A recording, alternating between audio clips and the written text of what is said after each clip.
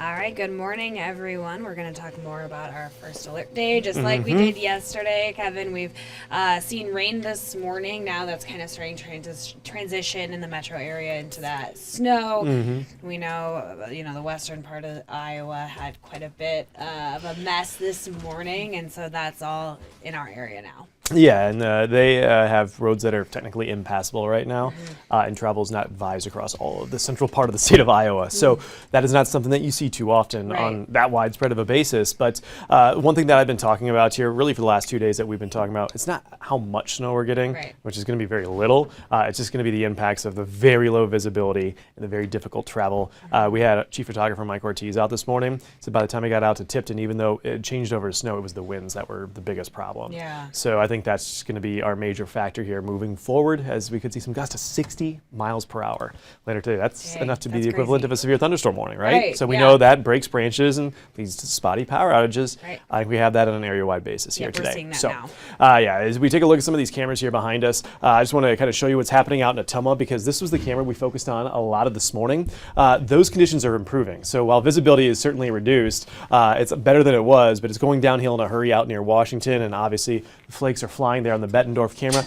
Kind of draw your attention here. You can see that flag just kind of standing at attention, showing you, we have the windy conditions now in our area. Obviously some snow down near Burlington. Got a friend out here walking towards out of Taco Bell. I guess he is there for his first of his 4th or 5 meals, however that works there at Taco Bell. But here's a look at some of these area roads. While I'm not expecting a ton of snow cover, these crosswinds are going to be very strong. So once our intensity of the snow picks up, say out near Walcott, that'll probably be the first camera where we see that becoming an issue. Snow's going to blow sideways, and then you're not going to be able to see very far out of this. But thankfully, not seeing or hearing of any issues, at least in our area. So that's some good news there. You head out towards Cedar Rapids and Ottumwa. That's where visibility is technically down to 0, nothing. That's showing you that we are going to see spotty whiteout conditions from now, I think, until noon.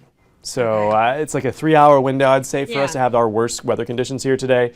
And then we still have those strong winds to contend with. And here's just a look at those right now. These are gusts, 55 in Waterloo. I mean, that's interstate speeds, right? 30 miles per hour in Moline and Davenport. You can see the windy conditions just starting to get into Princeton. So say Savannah and Rock Falls, you're like, hey, where's the wind at?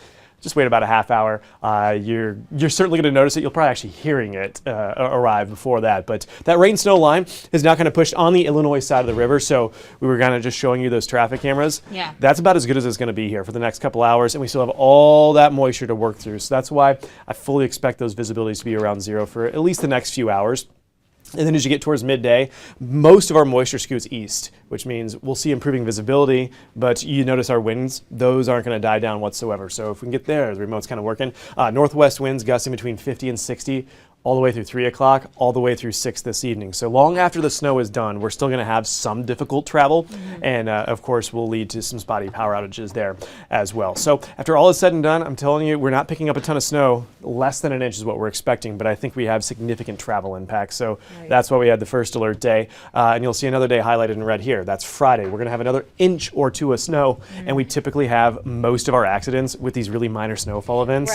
So yeah, that is what we have going on our way here on Friday. By next week, though, we're talking 60s and 70s. So welcome to March, where wild swings are happening. We're seeing a wild swing today, and then it's just really going to be very warm here next week. All right. Well, at least we have something to look forward to, right, as we deal with all of this. Right? We always have to. Yeah, and I think, at least the good thing is it seemed to have shifted, at least not right during the peak of our morning commute, so good. But if you can stay off the roads, obviously we see what is going on in the western part of the state.